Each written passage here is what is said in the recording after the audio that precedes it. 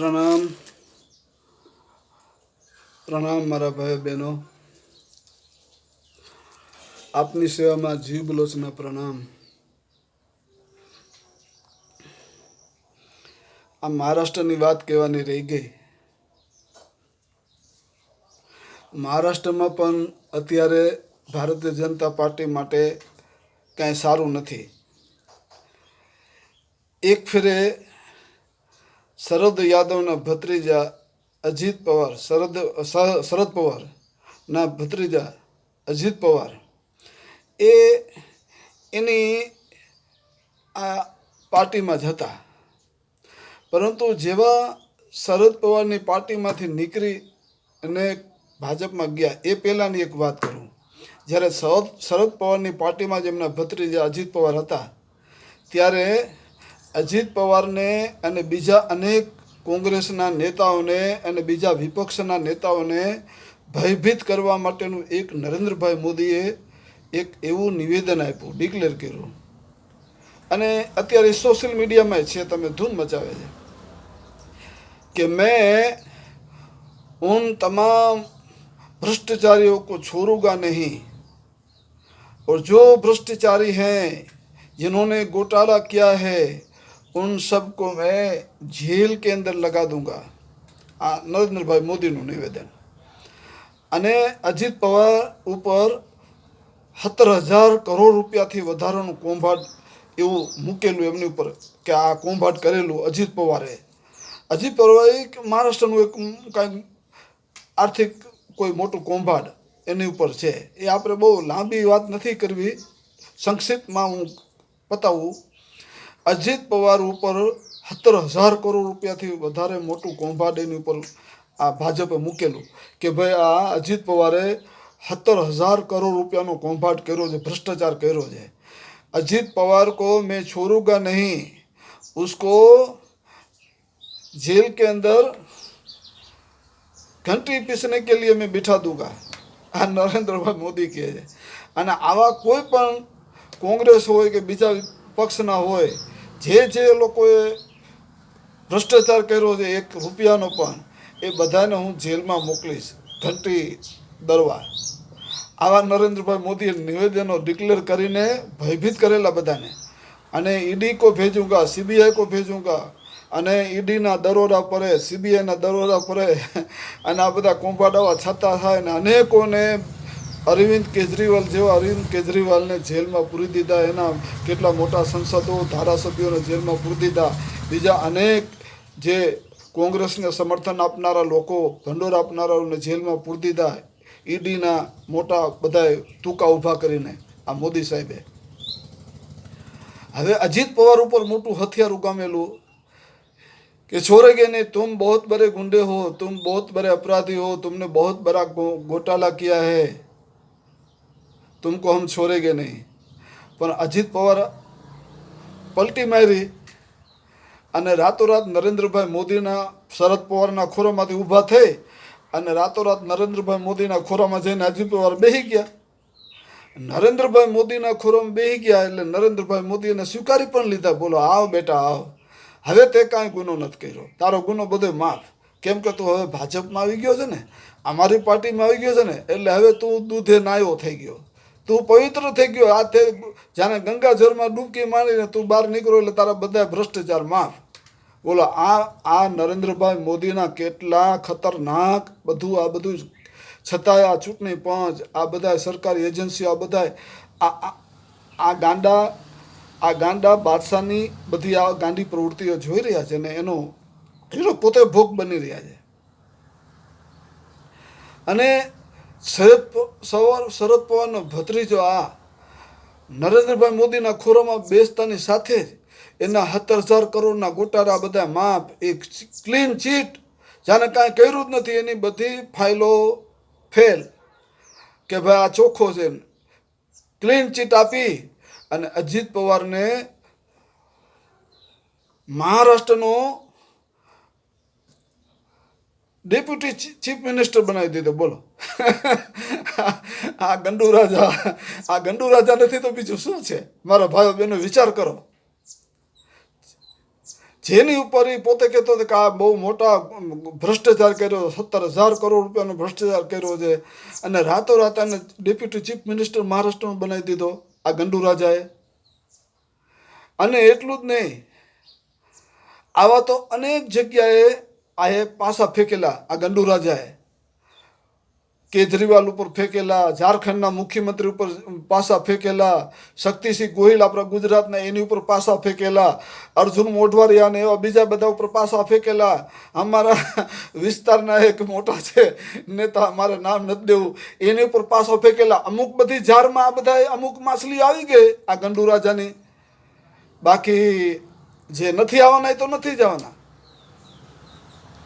હવે અજીત પવાર આજકાલ જે અત્યારે નિવેદન સોશિયલ મીડિયામાં ફરી રહ્યું છે એ આ ગંડુ રાજા માટે સારું નથી. અજીત પવાર શું કહે છે કે ભારતીય જનતા પાર્ટી આ ગંડુ રાજાની મોટી ભૂલ, પોતે કીધું ને કે 400 પાર, અબકી બાર 400 પાર. આ ગાંડુ રાજાએ કીધું ને કે અબકી બાર 412 2024માં. આ જો સૂત્ર જારી ન કર્યું હોત આ ગંડુ રાજાએ તો અત્યારે ભાજપની સરકાર બહુમતીમાં હોત. પરંતુ આ ગંડુ રાજાએ અબકી બાર 400 પારનું સૂત્ર આપીને ભાજપને અને આપણા બધાને નુકસાન પહોંચાડ્યું છે ગંડુ રાજાએ. આ શરદ પવારના ભત્રીજા અજીત પવારે આ મોદીની ટીકા કરી, બોલો જાહેરમાં, કે આ એની ભૂલ હતી. અને આવું આ 400 પારનું નિવેદન જે જારી કર્યું, સૂત્ર બહાર પાડ્યું, એમાં અમુક જે સુધરેલા હિન્દુ લોકો હોય એને આ પસંદ ન પડ્યું કે આ 400 પાર આને થઈ જશે ને તો આ કાયદા કાનૂનને વીખી નાખશે આ ગંડુ રાજા, અને હિન્દુ મુસલમાનને બજવીને આખા દેશની અંદર અરાજકતા ફેલાવી દેશે અને ભારતના ભાગલા કરાવી નાખશે આ ગંડુ રાજા. એટલે આ ગંડુ રાજાને 400 સીટ ન અપાય. આ જે બૌદ્ધિક હિન્દુ લોકોને એમ લાગ્યું, અને ખરેખર એને 400 સીટ ન આવી. 240માં ગંડુ રાજાએ છે ને પોતાની ઝાર બિછાવી લેવી પડી. એને 272 સીટો પણ ન મળી. બહુમતીના આંક સુધી આ ગંડુ રાજા પહોંચી ન શક્યો. એનું બધું અભિમાન તહસનું નહસ કરાવી નાખ્યું આ બધા લોકોએ. નકર ખરેખર આ 400 પાર સીટ થાત ને તો ભારત દેશની અંદર અરાજકતા ફેલાઈ જાત. અત્યાર સુધીમાં તો ન થવાનું થઈ ગયું હોત અત્યારે. પણ સારું થયું, ભારતના કરોડો હિન્દુ ભાઈઓ બહેનો, બૌદ્ધિક સમજુ લોકોએ જે નિર્ણય લીધો બહુ સારું કર્યું. અને ખૂબ જ ભણેલા ગણેલા, સાદગીપૂર્વક રહેનારા, એક જ ડ્રેસ પહેરનારા રાહુલ ગાંધી સાહેબને આ લોકો કેવું કહે છે ને રાહુલ ગાંધી સાહેબને ખરાબ ચિતરવા માટે આ લોકો કરોડો રૂપિયા એડવર્ટાઇઝ એજન્સીઓને આપે છે. અને રાહુલ ગાંધી અત્યારે અમેરિકા ગયા છે. હવે અમેરિકા જાય અને રાહુલ ગાંધી કાંઈ પણ બોલશે ને તો આ લોકો, આ બધા એના ટપોરિયા છે ને આ ગંડુ રાજાના, એનું અર્થઘટન, ખોટું અર્થનો અનર્થ કરશે આનો ઊભો, કે આમ કહે છે ને આમ કહે છે ને, વિદેશમાં જઈને ભારતની બદનામી કરે છે ને. અરે ભાઈ, ભારતની બદનામી નથી કરતા. તમે બધા જે પાપ કરો છો ને, તમે જે સંવિધાન વિરુદ્ધના તમે નિર્ણયો લ્યો છો, એ બધું અહીંયા જઈને બોલે છે રાહુલ ગાંધી સાહેબ, બરાબર. અને તમે એમ કહો છો કે ભારતની વાતો બહાર જઈને કરાય કાંઈ, ભારતને આવું કરે, એ કાંઈ ખરાબ નથી બોલતા.